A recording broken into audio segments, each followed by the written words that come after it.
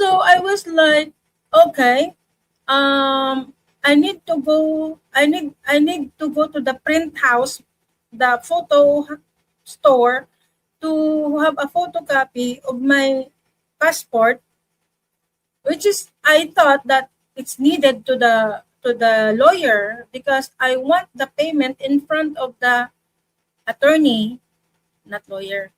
Oh yeah, attorney. And then I didn't tell them that I'm going to the bank because that is like, to think in advance what's gonna happen. I don't know these people, but they are so nice so far.